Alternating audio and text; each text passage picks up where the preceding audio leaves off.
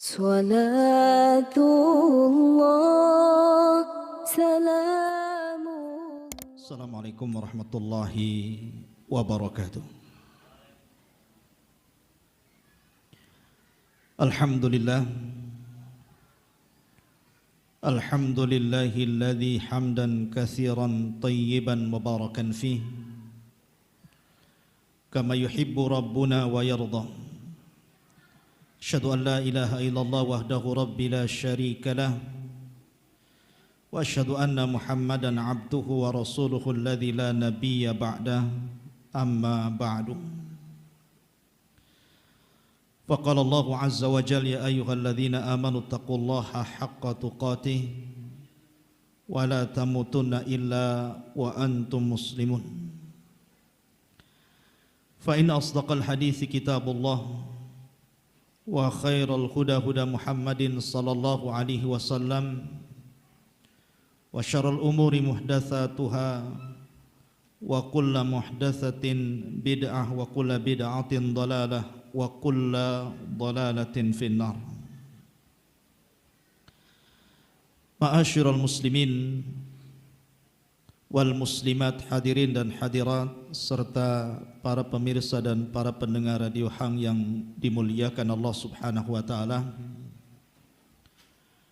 Alhamdulillah, pada malam hari ini dengan segala nikmat dan karunia Allah Subhanahu wa taala kita bisa dikumpulkan di salah satu taman daripada taman-taman surga.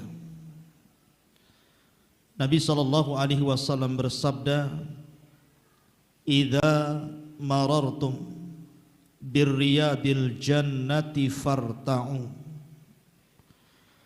Apabila kalian lewat di taman dari taman-taman surga, singgahlah di situ.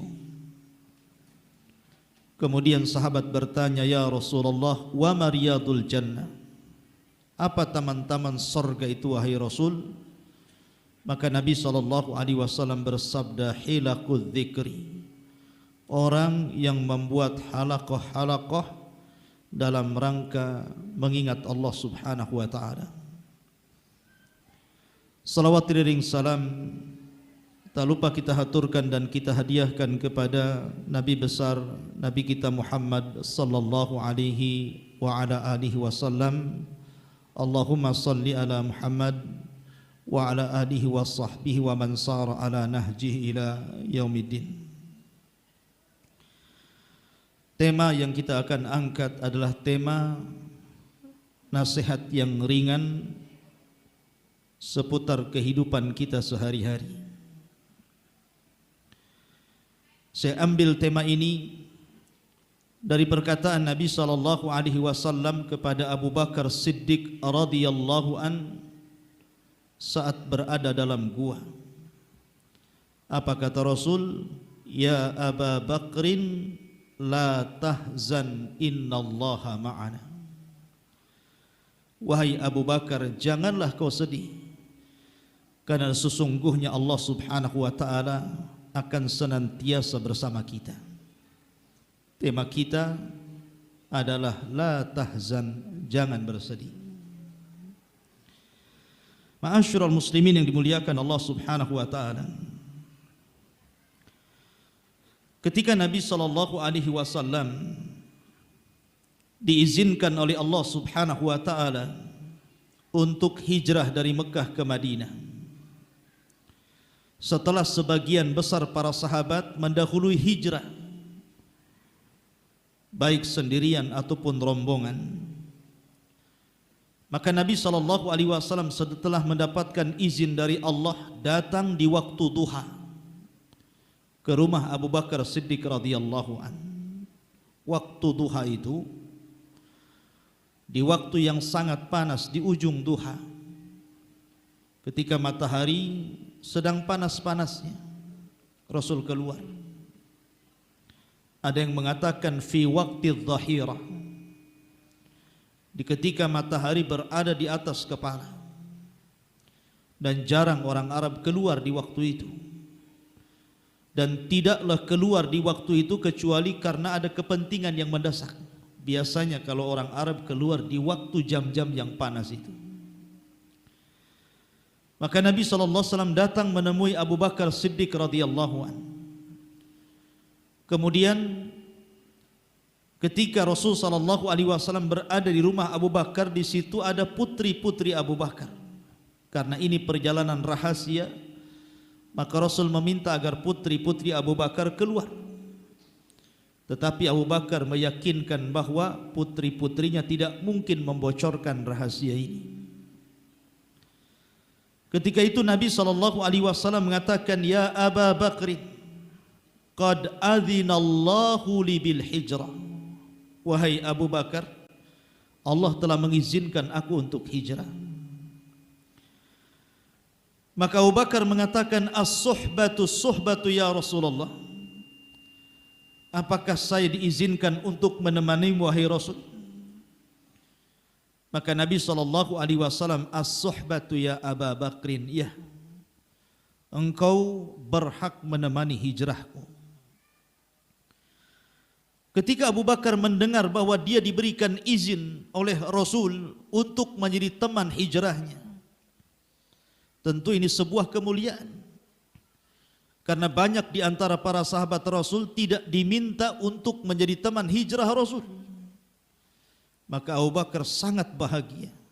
Saking bahagianya sampai dia menangis, sehingga Aisyah radhiyallahu anha mengatakan, "Demi Allah, aku tidak pernah melihat orang yang bahagia sampai meneteskan air mata kecuali ayahku Abu Bakar." Berangkatlah Abu Bakar Siddiq radhiyallahu anhu dengan membayar seorang petunjuk jalan namanya Abdullah ibn Uraiqid. Walaupun dia musyrik tapi amanah. Namun sebelum hijrah Nabi SAW mengecoh orang-orang musyrik yang ketika itu berusaha mengejarnya. Maka Nabi SAW bersembunyi selama 3 hari di dalam gua. Padahal Rasul belum keluar dari Mekah itu. Selama 3 hari pura-pura bersembunyi, seolah-olah Rasul sudah berangkat ke Madinah padahal masih di Mekah. Dan itu strategis. Kecerdikan Nabi SAW untuk mengecoh orang-orang musyrik. Akhirnya kemudian ketika Nabi SAW sudah dekat dengan gua, Abu Bakar Siddiq takut kalau seandainya di gua itu ada ular, kalajengking atau yang semisalnya yang bisa menyakiti Nabi SAW. Maka Abu Bakar mengatakan, "Ya Rasul, izinkan aku masuk dahulu." Begitulah kecintaan Abu Bakar kepada Rasulullah. Maka ketika Abu Bakar sudah memeriksa dan sudah yakin bahwa di dalam gua itu aman, barulah Rasul masuk di dalam gua tersebut dan harus bersembunyi selama 3 hari 3 malam. Ada satu kisah yang menarik. Ketika Nabi SAW tertidur di pangkuan Abu Bakar, Abu Bakar melihat banyak lubang di sekitarnya, dan dia yakini itu lubang pasti ada binatang-binatang yang berbisa. Maka kemudian dilepasnya baju Abu Bakar itu, kemudian diletakkan di lubang-lubang itu. Dia khawatir ada ular keluar atau ada kalajengking keluar. Tapi setelah baju-bajunya kemudian diletakkan di beberapa lubang, ada satu lubang yang belum bisa ditutupnya. Tiba-tiba Abu Bakar Siddiq radhiyallahu an meletakkan kakinya untuk menutup lubang itu. Allah takdirkan, rupanya dalam lubang itu ada binatang yang berbisa. Menyengat Abu Bakar Siddiq radhiyallahu an, yang ketika itu Abu Bakar menggigil menahan sakit. Dia tidak berteriak, kenapa? Karena takut membangunkan Nabi SAW.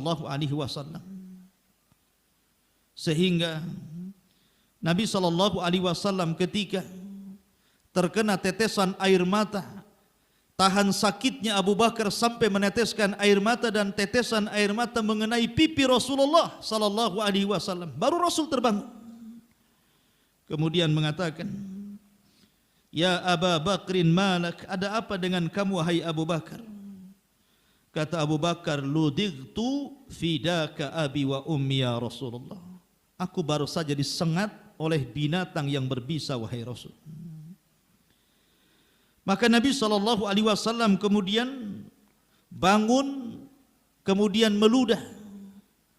Kemudian ludahnya itu diletakkan di bekas bisa yang menyengat Abu Bakar Siddiq radhiyallahu an.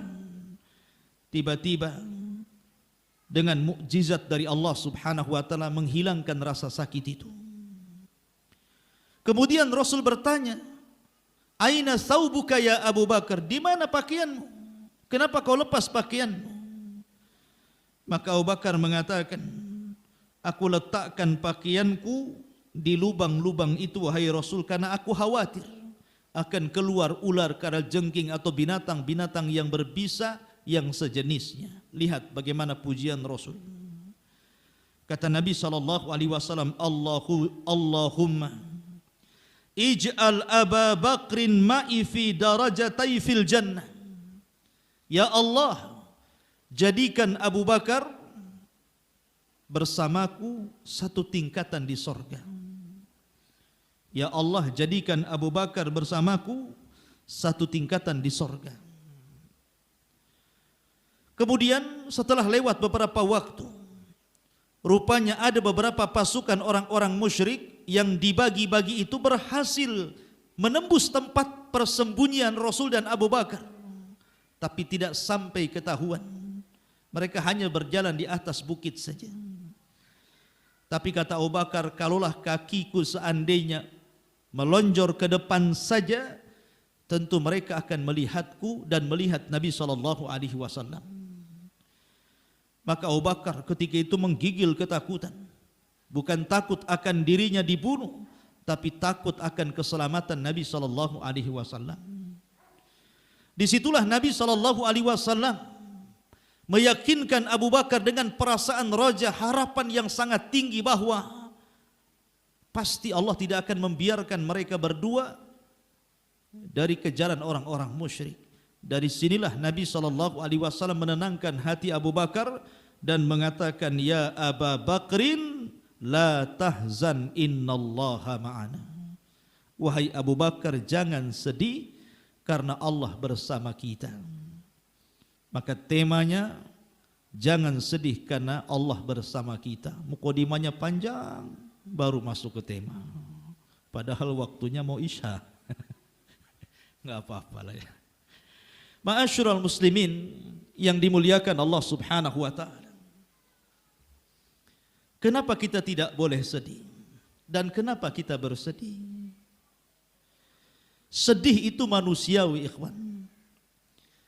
Nabi SAW ketika diberikan musibah meninggal salah satu puteranya Ibrahim. Ketika itu meninggal di usia 1 tahun 8 bulan. Lagi lucu-lucunya meninggal dunia. Sebelumnya Qasim dan Abdullah meninggal di waktu bayi langsung meninggal. Tapi Ibrahim ini sempat hidup masalahnya. Sehingga usianya sudah 1 tahun 8 bulan, artinya itu anak lagi lucu-lucunya itu. Dan Nabi SAW sangat menginginkan anak laki-laki karena kebanggaan orang-orang jahiliyah. Orang jahiliyah tidak suka dengan anak perempuan. Maka Nabi sangat senang dan bahagia walaupun bukan putra dari Khadijah, putra dari budaknya Maria Al-Qibtiyah. Tapi Allah takdirkan rupanya Ibrahim pun diambil oleh Allah Subhanahu wa taala. Ketika Nabi SAW di masjid, datanglah Abdurrahman bin Auf mengkhabarkan bahwa Ibrahim meninggal dunia. Tentu Nabi SAW kaget. Anak semata wayangnya yang laki-laki rupanya dicabut juga nyawanya oleh Allah Azza wa Jalla. Bergegas dia datang ke rumah Maria Qibtiyah dan dilihatnya anaknya sudah meregang nyawa. Tiba-tiba Nabi SAW meneteskan air mata. Ketika itu Abdurrahman bin Auf bertanya, kenapa Rasul SAW sampai meneteskan air mata? Bukankah Rasul sendiri yang melarang tidak boleh niyahah, meratap kepada orang yang mati? Kenapa pula Nabi SAW sampai meneteskan air mata? Wa ma yubkika ya Rasulullah? Apa yang membuat Anda menangis wahai Rasul? Maka Nabi SAW mengatakan kepada Abdurrahman, innal aina la tadma wa innal qalba la tahzan wa inna bi firaqika ya Ibrahim la mahzunun. Wahai Abdurrahman, mata ini bisa berlinang air mata, hati ini bisa bersedih, dan perpisahan diriku dengan Ibrahim ini sungguh menyesakkan dada. Artinya kalau menangis saja tidak ada masalah, tetapi jangan sampai kemudian menolak takdir Allah Subhanahu wa taala. Rasul sedih tidak ada masalah. Tapi masalahnya apa yang akan kita bahas? Kenapa kita jangan sedih? Dan apa yang membuat kita sedih sebenarnya? Ma'asyiral muslimin yang dimuliakan Allah Azza wa Jalla. Terkadang orang sedih itu karena merasa dirinya terhina atau dihinakan manusia. Dia tidak merasa mulia di hadapan manusia, merasa dihinakan karena manusia memandang dia rendah. Ma'asyiral muslimin, kenapa kita mesti sedih? Kalau ada orang memandang kita, kemudian kita merasa bangga. Kalau ada orang menghina kita, kemudian kita merasa rendah. Bukan itu barometer orang mulia itu. Nabi SAW, ikhwan, di permulaan dakwahnya tidak ada satupun yang memuliakan Rasul. Nabi SAW di permulaan dakwahnya tidak ada satupun yang menghormati Rasul. Tetapi Allah Subhanahu wa taala menghibur hati Rasulullah dengan mengatakan, man kana yuridul izzah falillahil izzatu jami'ah. Barang siapa yang menghendaki kemuliaan, maka kemuliaan itu hanya ada pada Allah Subhanahu wa taala. Barang siapa yang menghendaki kemuliaan, maka kemuliaan itu hanya ada pada Allah Subhanahu wa taala. Seolah-olah Allah ingin katakan, kalau engkau ingin mulia wahai Rasul, wahai Muhammad, ambillah kemuliaan itu dariku. Jangan pernah menyandarkan kemuliaan kepada manusia. Jangan seperti tupai yang harus berpegang kepada ranting dan dahan. Jangan pula seperti cicak, kalau seandainya melepaskan kedua tangannya dari tembok dia jatuh. Karena kaidah mengatakan likulli mabdul madlul. Setiap yang digantikan orang lain itu dihinakan. Kalau Anda mulia karena orang lain, Anda itu hakikatnya hina. Kehinaan itu bukan karena orang lain menghina kita, sebagaimana kemuliaan bukan karena orang lain memuliakan kita. Karena kemuliaan itu adalah dengan menyandarkan diri kepada Allah Subhanahu wa taala. Lihat bagaimana Nabi SAW mengemas sebuah kemuliaan. Ketika Nabi SAW di permulaan dakwahnya, ikhwan, di Mekah itu, tidak ada satupun manusia yang masuk Islam kecuali sedikit. Kebanyakan mereka menghina, mencaci, memaki, mengatakan Rasul sihir, tukang tenun, gila, macam-macam.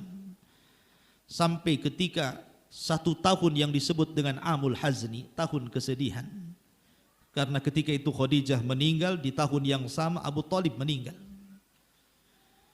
Nabi SAW sampai kehabisan akal ketika itu. Harus kemana kaki ini melangkah? Maka dia kemudian mencoba untuk mencari areal dakwah baru. Berangkatlah Nabi kemana? Ke Taif. Mudah-mudahan di Taif ada orang yang melindungi dirinya dan bisa berdakwah di sana. Berangkat Rasul ke Taif.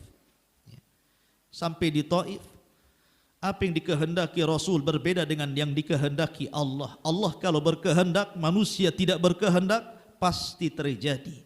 Tapi manusia sehebat apapun berkehendak, kalau Allah tidak berkehendak pasti tidak akan terjadi. Itulah iman takdir yang sederhana. Berangkat Rasul ke Taif. Sampai di Taif, malah Nabi SAW kemudian dihinakan orang Taif. Diusir oleh Taif, ya sakhir ukhruj minat Taif. Hei tukang sihir, keluar kau dari Taif. Ya majnun, ukhruj minat Taif. Hei orang gila, keluar dari Taif. Subhanallah. Bukan hanya sekedar cacian makian. Bahkan anak-anak meletakkan duri di jalan biar Rasul menginjak duri. Wanita kemudian bicara yang tidak kepada Rasulullah, yang laki-laki melempar batu sekenanya sehingga Nabi SAW harus lari 1 mil dari Taif menghindar dari lemparan batu penduduk Taif. Bayangkan, luar biasa. Harus kemana Rasul melangkahkan kaki? Di Mekah diusir, di Taif juga sama diusir. Ma'asyiral muslimin yang dimuliakan Allah Azza wa Jalla. Tapi Nabi mengajarkan kepada kita sebuah kaidah. Sehebat apapun manusia mencela Anda, menyakiti Anda, mendolimi Anda, pertama jangan salahkan manusia, tapi salahkan diri sendiri. Yang kedua, jangan jadikan fitnah manusia seolah-olah adab Allah Subhanahu wa taala kepada kita. Jangan mencela Allah. Nabi SAW tidak pernah mencela orang Taif dan mengatakan kurang ajar. Aku ini seorang Nabi, kenapa kalian melempari aku? Kenapa kalian menghinaku? Aku ini seorang Rasul. Tidak. Ataukah dia datang menghadap kepada Allah, menatap langit dan mengatakan, Ya Rabb, beginikah balasan Rasulmu? Aina anta minni ya Rabb, di mana engkau ini? Kenapa kau tidak menolong ketika mereka melempari diriku dengan batu? Tidak juga. Rasul tidak mencela manusia dan Rasul juga tidak mencela Allah. Bahkan Nabi SAW hanya mendoakan kepada penduduk Taif, Allahumma hdi biqaumin fa innahum la ya'lamun. Ya Allah, berikan hidayah kepada mereka. Mereka itu tidak tahu kalau aku ini seorang Nabi. Ya Allah, berikan hidayah kepada mereka. La'alla, semoga barangkali Allah mengeluarkan dari keturunan mereka man ya'budullah, orang-orang yang akan menyembah Allah Subhanahu wa taala. Begitulah Rasul malah balik mendoakan penduduk Taif. Dan dia pun tidak menyalahkan Allah. Dia hanya mengangkat kedua tangannya ke langit, kemudian mengatakan, Allahumma ashku dha'fa quwwati wa qillata tahilati wa hawani 'alan nas. Ya Allah, aku mengadu lemahnya kekuatanku, sedikitnya pengalaman dakwahku, dan hinanya diriku di mata manusia. Manusia tidak menghargai diriku. Anta rabbul mustad'afin wa anta rabbi ila man takiluni. Engkau Rabb orang-orang yang lemah, engkau Rabbku, kemana ku sandarkan diriku kecuali kepadamu ya Rabb. Illam yakun alayya sakhatun fala ubali, kata Rasul. Selama engkau tidak murka kepadaku, aku tidak peduli. Coba tanamkan kata-kata Nabi SAW, kalau Anda dirundung masalah, hadapkan tangan ke langit dan katakan, Ya Rabb, ashku ilaika dha'fa quwwati wa qillata tahilati. Ya Allah, aku mengadu kepadamu. Siapapun yang mengangkat tangannya dan mengatakan Ya Rabb, maka orang ini tidak mungkin dihancurkan Allah Subhanahu wa taala. Intinya, selama Allah tidak murka kepadaku, kata Rasul, aku tidak peduli apakah manusia mau melempari aku, mau memfitnah aku, mau menuduh aku, silahkan. Yang penting kau tidak marah kepadaku ya Rabb. Ini kaidah namanya. Selama Allah tidak murka kepadaku, tidak ada masalah. Mereka mau menyakitiku, mau mendolimi diriku, mau melempari aku, tafadhal, silahkan. Karena jatuh di mata manusia tapi diangkat di mata Allah, lebih utama mana? Terangkat di mata Allah atau terangkat di mata manusia? Tidak ada masalah kita jatuh di mata manusia, tapi jangan sampai jatuh di mata Allah Subhanahu wa taala. Ma'asyiral muslimin yang dimuliakan Allah Azza wa Jalla. Terkadang ada orang sedih ketika melihat orang lain sukses. Kenapa aku yang tidak memakai pakaian itu? Kenapa aku yang tidak punya kendaraan itu? Kenapa aku yang tidak punya rumah itu? Ada orang yang seperti itu, ikhwan. Dikiranya kemuliaan itu kalau dia memakai pakaian yang mahal, yang bermerek, kan begitu. Dikiranya kemuliaan itu kalau dia bisa nyetir kendaraan yang mewah. yang mahal, yang orang kaya memakainya. Dikiranya kemewahan itu, kemuliaan itu kalau dia punya rumah bertingkat penuh dengan perhiasan sehingga manusia memujinya. Dia salah. Bukan itu kemuliaan. Makanya sering saya katakan, kalau kemuliaan itu ada pada harta benda, kenapa pula Allah sebutkan tentang kisah Qarun dalam Al-Quran? Kenapa? Kenapa Allah kisahkan Qarun dalam Al-Quran? Kenapa Allah subhanahu wa ta'ala katakan wa khasafna bihi wa bidarihil ardah? Kami tenggelamkan si Qarun dan seluruh hartanya ke dasar bumi. Kenapa Allah sebutkan kisah Qarun? Kalau memang kemuliaan ada pada harta, kenapa pula Allah tenggelamkan Qarun dan hartanya? Menunjukkan bahwa harta bukan kemuliaan. Kalau memang kemuliaan itu ada pada pangkat, jabatan, kepemimpinan, kekuasaan, kenapa pula Allah sebutkan kisah Fir'aun dalam Al-Quran? Kurang apa Fir'aun itu? Raja Mesir. Bahkan dia dengan sombongnya mengatakan, hadhil anhar tajri min tahti. Ini sungai dan seluruh lautan Mesir itu berjalan di bawah kakiku. Tapi apa yang terjadi? Fa'aghraqnahum. Kami tenggelamkan Fir'aun dengan laut yang diklaim berjalan di bawah kakinya. Lihat, dia mengklaim bahwa sungai dan lautan itu berjalan di kakinya. Rupanya sungai itu pula yang menenggelamkannya. Subhanallah. Apakah kemudian kekuasaan, kemuliaan? Tidak juga. Harusnya Fir'aun tidak ditenggelamkan. Kenapa ditenggelamkan? Untuk menunjukkan bahwa kekuasaan itu bukan kemuliaan. Kalau ada yang mengatakan bahwa orang mulia itu kalau sukses keluarganya, Ustaz, anak-anaknya sukses, tidak juga. Kenapa pula Allah sebutkan kisah Al-Walid ibn Mughirah? Allah berfirman dalam surah Mudaththir, wa banina syuhuda wa mahattu lahu tamhida.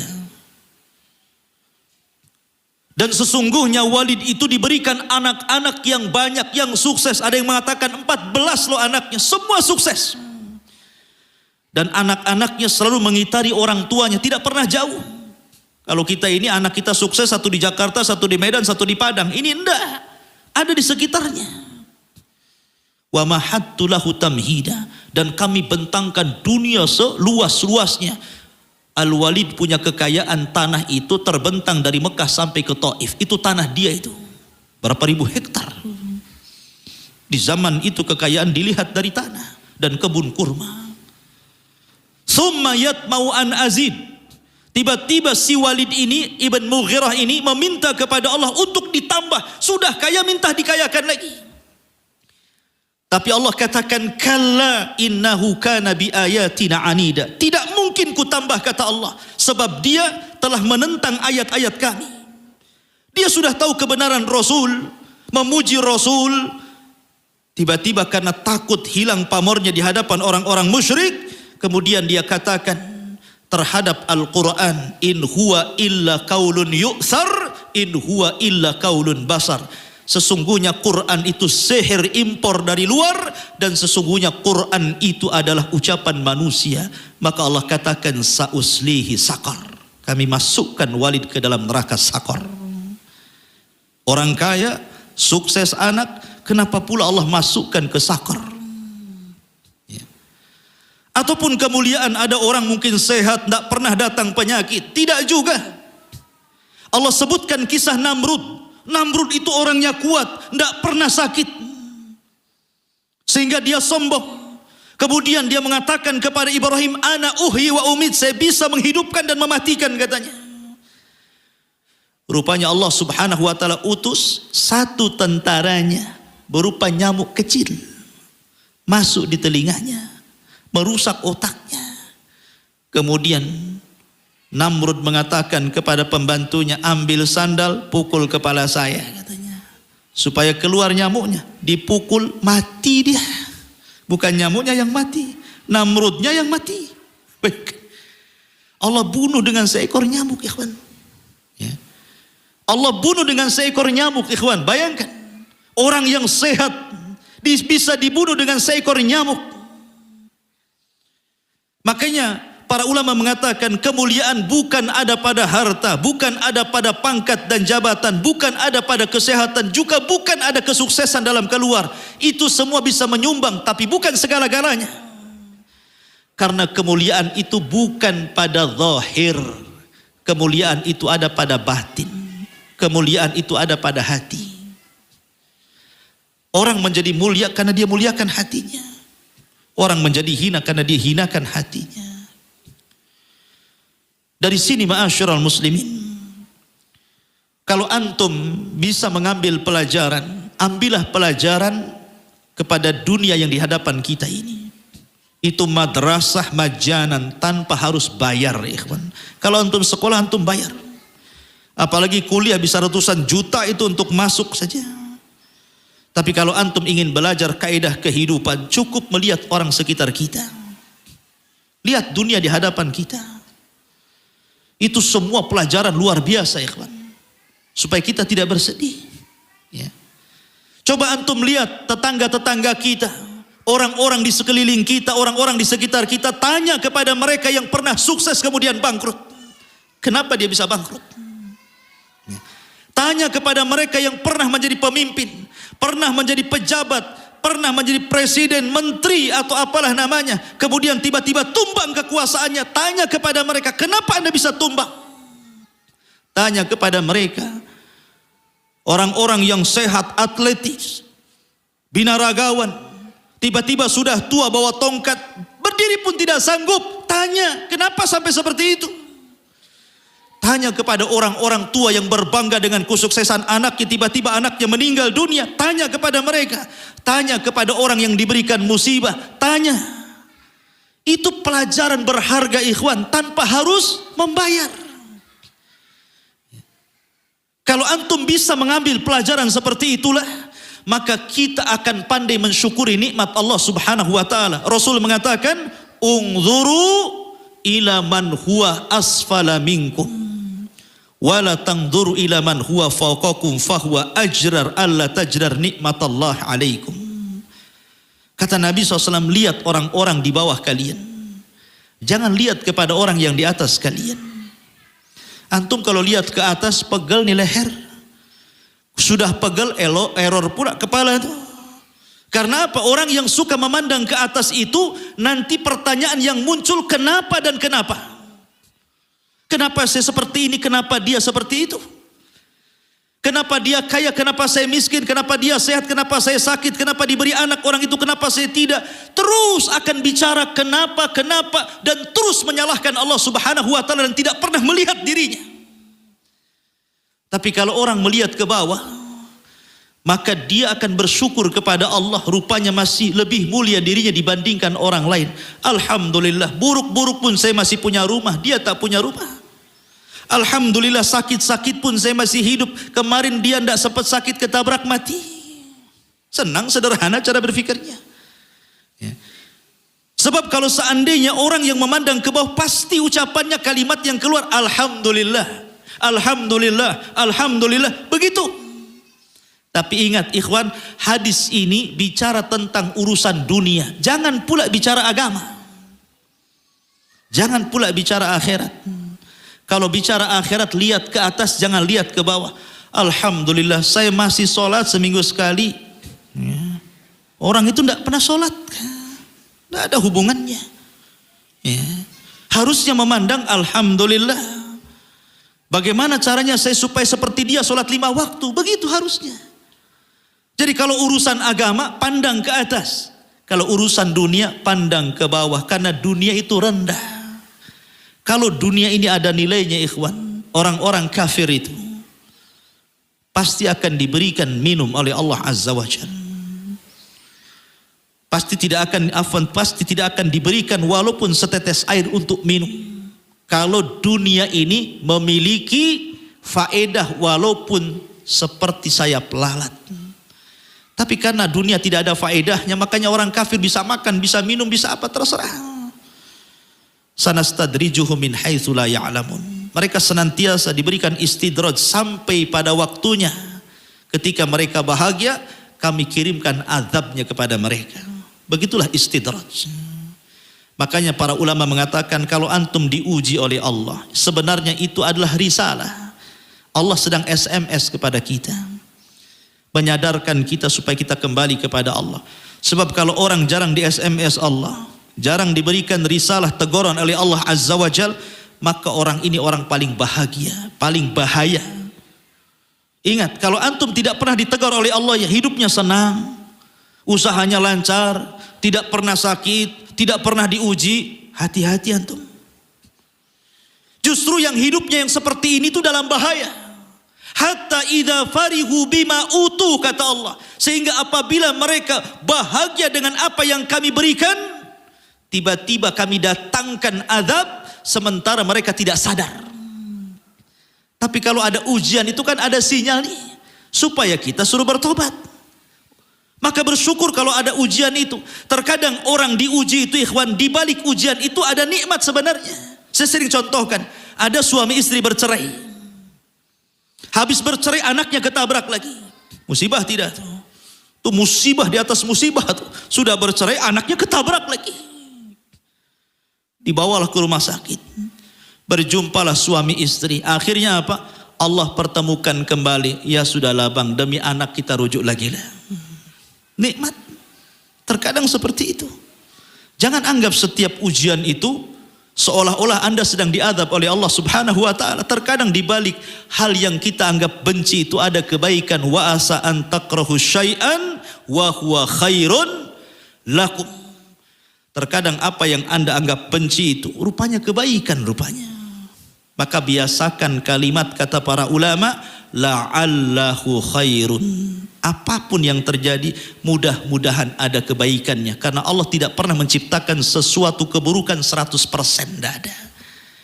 Pasti di balik keburukan itu ada kebaikan. Dahulu ada seorang raja, punya perdana menteri saleh. Setiap ada musibah, setiap ada kebaikan, selalu mengatakan la'allahu khairun. Semoga ini sebuah kebaikan, semoga ini sebuah kebaikan. Suatu ketika raja pegang pisau sedang menajamkan panahnya. Rupanya pisau itu meleset, terkena jarinya. Akhirnya satu ruas jarinya patah. Kata menteri di sampingnya, la'allahu khairan.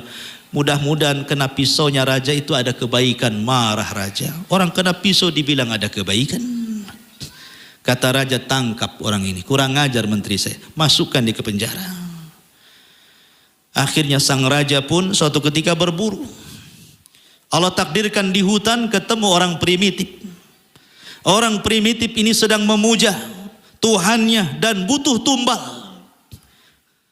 Raja ini kena tangkap. Kata mereka, pas nih raja ini. Kulitnya bagus. Ya namanya raja. Pasti sering sauna kan begitu. Pasti raja merawat kulitnya. Beda dengan prajuritnya ya. Kalau raja pasti akan bagus kulitnya. Ditangkap, oh ini layak untuk dewa kami. Setelah kemudian diperiksa dari ujung ke ujung, rupanya ruas jarinya patah satu. Nggak layak dikorbankan karena ada cacatnya. Khairun, mudah-mudahan kejadian ini ada kebaikannya. Kata sang raja, apalagi kau ini bicara? Ya, kalau kamu tidak memenjarakan saya, kemudian saya berburu bersama Anda, Anda dilepas, aku yang ditangkap. Aku yang dikorbankan katanya. Maka semua ada ibarahnya, ada kebaikannya. Ya. Semua ada kebaikannya di dunia ini. Allah tidak pernah menciptakan keburukan itu 100%, tidak pernah. Kata Imam Ibnul Qayyim rahimahullah ta'ala, pasti di balik keburukan itu ada kebaikan. Antum jangan katakan ketika Allah menciptakan iblis, menciptakan Fir'aun, menciptakan Namrud, menciptakan Korun, Abu Lahab, Abu Jahal, semuanya jelek. Tidak. Kalau bukan karena Allah ciptakan mereka, bagaimana kita akan membedakan mana orang jahat, mana orang baik? Mana hidayah, mana sesat? Mana jalan masuk surga, mana jalan masuk neraka? Kalau Allah tidak ciptakan iblis, kita tidak diuji dengan itu. Maka ambillah positifnya, jangan terus memandang negatifnya. Maka jangan pernah bersedih. Atau mungkin gara-gara orang sedih itu biasanya masalah rizki. Banyak orang bersedih itu gara-gara masalah rizki. Karena miskin, kekurangan, Ya, apalagi pernah sukses kemudian jatuh, pernah kaya kemudian miskin, kayaknya sedih nelangso gitu bahasanya. Tersayat hati ini. Melihat orang kaya dulu dia pernah kaya, nangis dia. Ya. Dia tidak sadar ikhwatu fiddin bahwa rizki itu sama dengan malakul maut. Rizki itu akan mengejar kita seperti malaikat maut mengejar orang untuk dibunuh, untuk dicabut nyawanya. Itu hadis Nabi. Ya. Jadi rizki itu akan mengejar kita seperti kematian mengejar seseorang. Apa ada kira-kira ada cerita orang cari malakul maut? Ada? Ada orang cari malaikat maut? Kemana? Cari malaikat maut biar cepat mati gitu ya. Nggak ada. Nggak ada orang. Yang ada menghindar dari malakul maut. Karena Allah mengatakan, "Waja'at sakratul mautu bil haqq dzalika ma kunta minhu tahid." Jadi kematian itu ma kunta minhu tahid. Itu yang membuat kau lari dari situ. Orang tidak mau mati. Semua kita benci kematian. Tetapi sebenci apapun dengan kematian, kematian itu pasti mengejar Anda. Sama dengan rizki. Walaupun Anda tidak cari rizki itu akan datang kepada kita. Lalu kenapa orang sedih dengan rizki? Banyak orang nganggur, nggak pernah kerja, malas kerja, duduk di rumah, nggak mati-mati dia. Kenapa masih hidup? Ya. Kenapa orang itu masih hidup? Harusnya 3 hari dah mati dia kalau nggak punya pekerjaan 3 hari kan? Ada orang yang nganggur 1 bulan, 2 bulan, 1 tahun nggak kerja, masih sehat, makin gemuk badannya. Kata tetangga, kasihlah itu nasi bungkus, kasihan tak kerja katanya. Nah, rizki juga nasi bungkus dia dapat. Ya. Ma'asyiral muslimin yang dimuliakan. Jadi janganlah gara-gara rizki terkadang orang itu sikut sana sikut sini. Gara-gara rizki orang akhirnya hasad sana hasad sini. Gara-gara rizki akhirnya orang itu menzalimi satu dengan yang lainnya. Berusaha untuk merebut rizkinya seolah-olah kamu jangan di sini, biar ini saya saja. Hasad. Banyak orang gara-gara rizki hasad ikhwan. Disikutnya sana, ditendangnya sini, difitnahnya sana. Akhirnya apa? Seolah-olah apa? Dia itu saingan dirinya. Dia tidak sadar bahwa di Lauhil Mahfud sudah dicatat setiap nominal rizki. Kalau Allah takdirkan hari ini Anda dapat 50.000, mau jungkir balik pun tetap dapat segitu. Makanya ada orang yang tidak sabar. Kalau dia sabar mendapatkan yang halal, tapi dengan tidak sabar akhirnya dapat yang haram. Ali radhiyallahu anhu. Tiba-tiba datang seorang pengemis meminta sesuatu kepada Ali radhiyallahu anhu. Ali tahu dia punya uang 400 dirham. Kata Ali, tunggu di sini, aku cari dulu uang saya. Akhirnya dicari itu uang 400 dirham, lupa naruh, lupa letak di mana dompetnya. Kelamaan pengemisnya marah. Lama kali katanya mau ngasih katanya. Ya. Kok pengemisnya ini jalan kata orang Arab. Sakit hati pengemisnya, betul tak ngasih nih katanya. Kok lama kali keluar katanya. Akhirnya dia pandang pelana kudanya Ali. Terpikir dia mengambil pelana itu. Karena lama Ali mencari uang, diambilnya pelana itu, bawa kabur sama dia.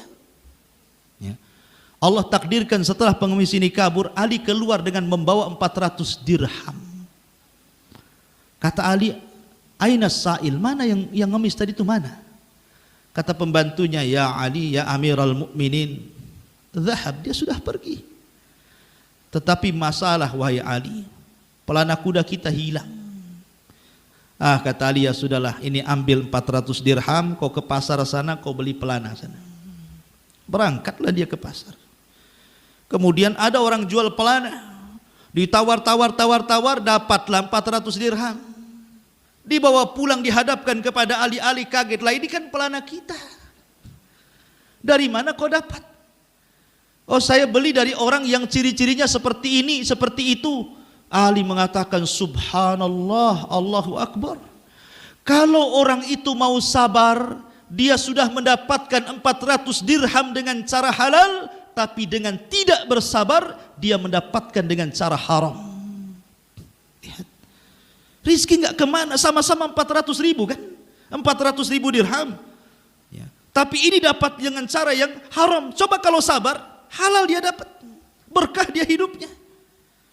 Ya.